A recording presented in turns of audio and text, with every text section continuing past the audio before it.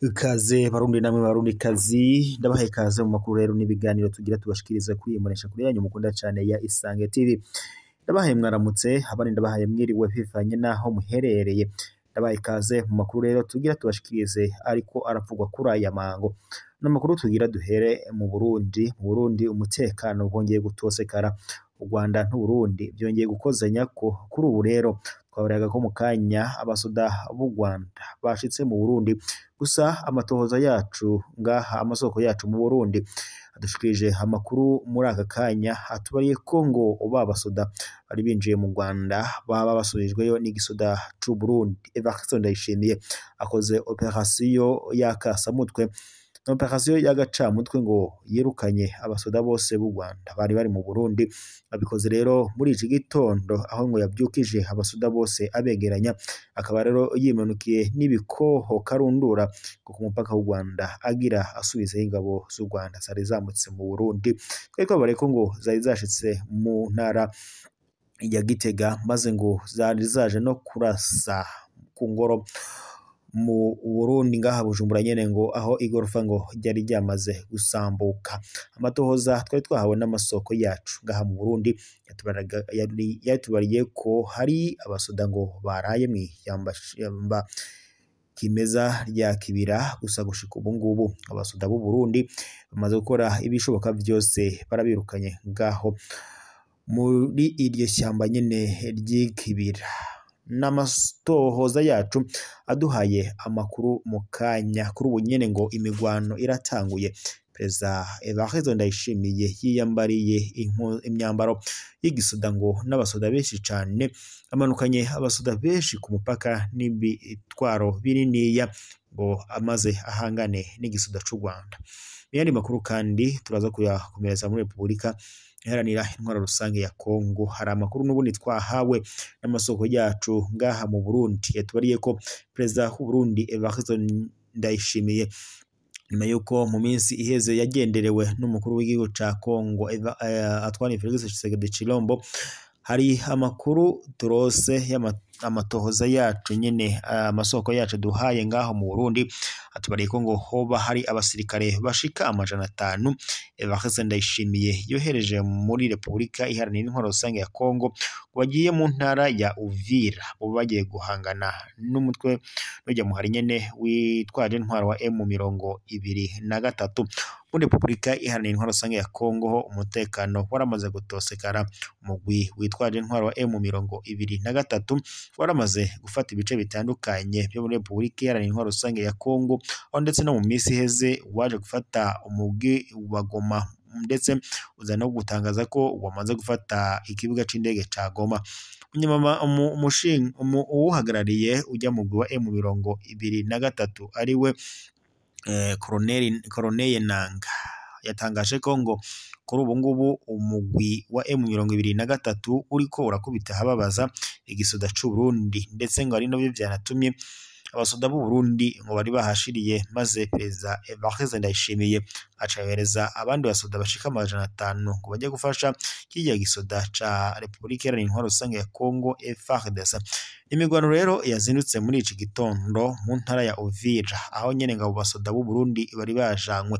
Kuri ubu rero M23 yamaze gushikayo, yashitseyo ndetse urugamba ivuga ko ngo irucogoje, aho rero umuvugizi w'uyu mugwi wa M23 mu bya gisoda ari we Lieutenant Colonel Wiringoma yatangaje ko nyene ngo uyu mugwi wamaze kugera muri iyi ntara ya Uvira, ndetse ngo abasoda b'u Burundi bakaba rero ngo bamaze kuhatikirira canke se bamaze kuhasiga agatwe.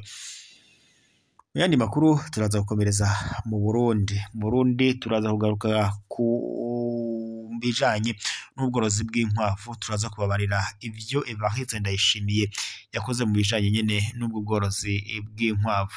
N'amasoko yacu yadutohoreje amakuru nyene ngaha mu Burundi atubwira ko nyene umukuru w'igihugu c'u Burundi ari we Evariste Ndayishimiye yoba nyene yagirishije ivyo birori mu bijanye n'itunga ry'amatungo y'inkwavu. N'amasoko yacu yaduhaye amakuru nyene aho rero batubariye ko ingo zababa ibihumbi 10 mu Burundi ngo zigiye kuronswa buri mwaka inkwavu 5 za kijambere zo korora, rumwe rukavyara 80 mu mezi 12. Turaza kubashikiriza amakuru yacu ku buryo bw'idonido ni mu kanya. Reka ndakwibutse wowe utaravyonda sabone canke partage bivanye n'ururimi ukoresha, uje uvyondaho maze uzura bu wa mbere kubona amakuru n'ibiganiro tugushikiriza ku munesha kuri yanyu mukunda cane ya Isange TV. Reka rero babarire kandi mbahani kaze mu makuru yacu tugiye kugaruka ko ku buryo bw'idonido, tugiye guhera ku yari karavugwa mu mutekano mu Burundi n'u Rwanda. Ingwano zatanguye, umutekano wongeye kuzamba. Ingabo z'u Burundi kuri ubu ngubu zitangaje ko zimaze kohereza abasoda benshi ku mipaka y'u Rwanda n'u Burundi, ndetse ngo n'abasoda b'u Rwanda bari binjiye mu Burundi barasa ngo kuri ubu ngubu igisoda c'u Burundi cabasubijeyo. Perezida Evariste Ndayishimiye kuri ubu ngubu ngo yimanukiye n'ibisasu bidasanzwe, ndetse ngo arekuye igisasu kiremereye cyane ku buryo ngo gishitse mu Rwanda gigaca gihitana abaturage 5. Namakuru rero turonkejwe n'amasoko yacu ngaha mu Burundi, aho atubare ko nyene 5 bamaze kuhasiga ubuzima. Perezida nyene ngo yaciye yifatira abasoda abatari bakeyi maze arabashongora ku mipaka ngo kugira ngo acungere umutekano w'igihugu. Yandi makuru kandi reka tuyabandandirize n'ubundi kuyarimo arabagwa mu Burundi. Mu Burundi hari amakuru ari kuvuga ko umukuru w'igihugu c'u Burundi Evariste Ndayishimiye yaraye yugururiye icensi ikigo kwigwiza inkwavu za kijambere kiri mu minwe ishirahamwe Sungura Neti rihurikiyemwo urwaruka rw'Urundi rworora inkwavu. Ico kigo rero ngo kiri ku Muyange muri komine Mugina mu ntara ya Cibitoke, rero kikaba cubatswe ku ngurane ya paeje Burundi ingana n'imiliyaridi 2.5 z'amafaranga y'amarundi. Nkuko rero byashikirijwe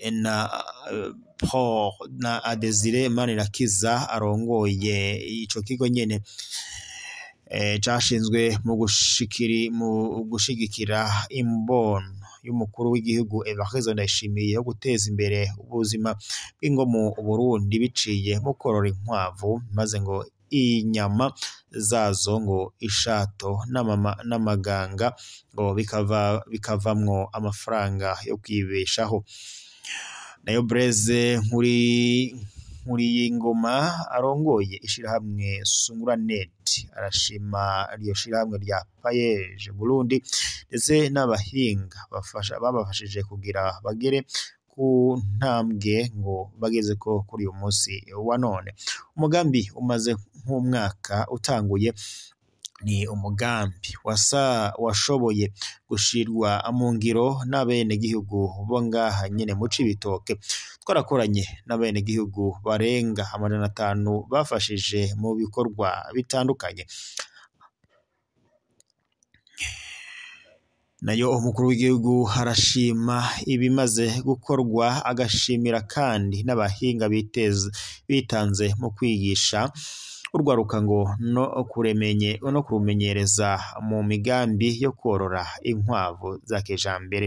Harakozwe kandi byinshi kandi turashima intambwe tugezeko, kuko ngo tugeze ku urugero rushimishije ntitwari twibaza ko tuzobishikaho. Ngayo rero amakuru yarimo arako aravugwa n'ubundi nyene mu byakozwe n'umukuru w'igihugu c'u Burundi Evariste Ndayishimiye. Reka dusoserere amakuru yacu muri Republika Iharanira Intwaro Rusange ya Kongo, aho kuri ubu umukuru w'igihugu c'u Burundi Evariste Ndayishimiye yohereje abasoda baba 500 muri Republika Iharanira Intwaro Rusange ya Kongo mu ntara ya Uvira ko baje gufasha igisoda ca Republika Iharanira Intwaro Rusange ya Kongo guhangana n'umugwi witwaje intwaro wa M23. Na mukuru Rodrose mu kanya aduhawe n'amasoko yacu ngaha muri Republika Iharanira Intwaro Rusange ya Kongo, atubariye ko nyene abo basoda bamaze gushika muri Republika Iharanira Intwaro Rusange ya Kongo. Gusa murabizi neza ko Uburundi na Republika Iharanira Intwaro Rusange ya Kongo bafitanye umubano, no kuvuga ko Uburundi bwamwe burohereza abasoda ngo bajye gufasha Republika Iharanira Intwaro Rusange ya Kongo by'umwihariko ikijya gisoda ca FARDC ca Congo guhangana n'umugwi witwaje intwaro wa M23.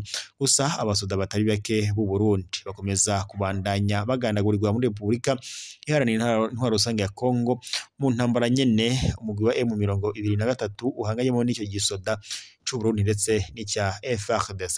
Reka rero mbashimire mwese mwari mukurikiye amakuru y'ibiganiro twabashikirizaga kuri iyi mbonesha kure yanyu mukunda cyane ya Isange TV. Ndabibutse gukurikira amakuru n'ibiganiro tubashikiriza ku mbonesha kure yanyu mukunda cyane ya Isange TV. We rero wowe utarafyonda sabone canke pakataje bivanye n'ukungene ubyifuza fyonda ko maze uzurabona amakuru n'ibiganiro tugushikiriza kuri iyi mbonesha kure yanyu mukunda cyane ya Isange TV. Reka rero dusozerere amakuru yacu ngaha gusa tubashimire mwe mwadukurikiraga muri nko mu ntara nka Kayanza, Karusi, Bubanza, Gitega, Muramvya, Makamba, Bujumbura, Rugombo, Rumonge ndetse n'izindi ntara zose zitandukanye zigize igihugu cy'u Burundi. Tutibagiye abadukurikira bari mu bihugu by'ibibanye nk'u Rwanda, Tanzania, Uganda, Kenya ndetse n'ahandi ijya nino ku isi hatandukanye. Reka mbashimire babare ko amakuru yacu aragasaga. Mu kanya turaza kugaruka tubakorera amatohoza ku makuru ajanye no kungene umutekano wifashe ndetse turaza kuguhuza kubarira no kungene ikiziga ca c'umunyamabanga mukuru w'umugambwe CNDD FDD Reveriyano Ndikuriyo camaze gushikanwa ku kibuga c'indege Melchior Ndadaye.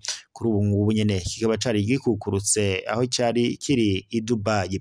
Amatohoza yacu yaganiriye n'abanyapolitiki begera umukuru w'igihugu ndetse babarira ko ngo ikiziga nyene camaze kuba cyateguwe kigiye kuzanwa mu Burundi nikiyeshiga kw'kibuga c'indege Melchior Ndadaye. Turaza kubashikiriza amatohoza ndetse n'ibindi byose biraza kuba abikurikiye ko.